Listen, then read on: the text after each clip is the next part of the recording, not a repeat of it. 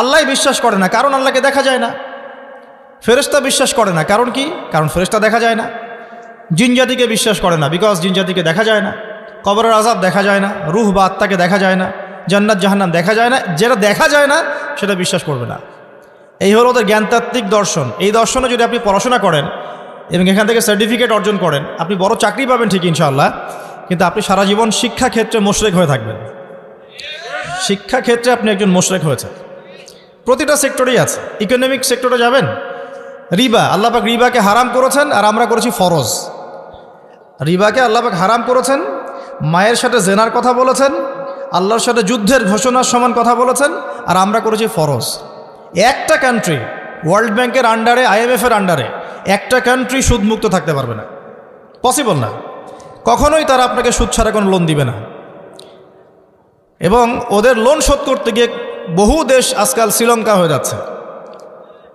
পড়াশোনা করেন, তাদের লোন শোধ করতে গিয়ে বহু দেশ এখন শ্রীলঙ্কা হয়ে যাচ্ছে। না হয়ে গেলেও হওয়ার পথে 42টা দেশের লিস্ট করা হয়েছে। কয়টা? যাদের ইকোনমিক অবস্থা ক্রমশ নিম্নের দিকে যাচ্ছে, নিম্নমুখী হচ্ছে, হবেও। কারণ কি? বিকজ ইসলামিক অর্থনীতির যে একটা চিরায়ত মূলনীতি আল্লাহ পাক কোরআনে দিয়েছেন, এটা বলতে বলতে এখন আমার মুখের ফেনা উঠে যাচ্ছে।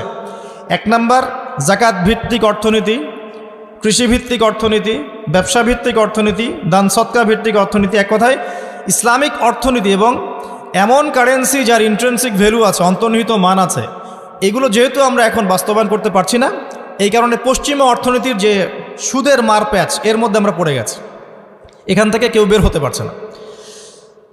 অথচ সুদ সম্পর্কে আল্লাহ রাব্বুল আলামিন সূরা বাকারার মধ্যে বলেছেন 278 থেকে এই যে 81 পর্যন্ত পড়ে দেখেন, তোমরা সুদ ছেড়ে দাও। ওয়া ইল্লাম তাফআলু, যদি তোমরা এটা না করো, সুদ না ছাড়ো, তাহলে ফাযানু বিহারবিন মিনাল্লাহি ওয়া রাসূলিহি, আল্লাহ এবং তার রাসূলের সাথে যুদ্ধের ঘোষণা শুনে রাখো। তো যুদ্ধ আমরা করছি আল্লাহ এবং তার রাসূলের বিরুদ্ধে।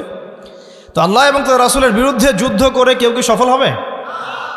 এ কারণেই আল্লাহ পাকের হারামটাকে যে আমরা হালাল করে নিয়েছি, এটাও এক প্রকার শিরক। এটা কি? এটাও শিরক।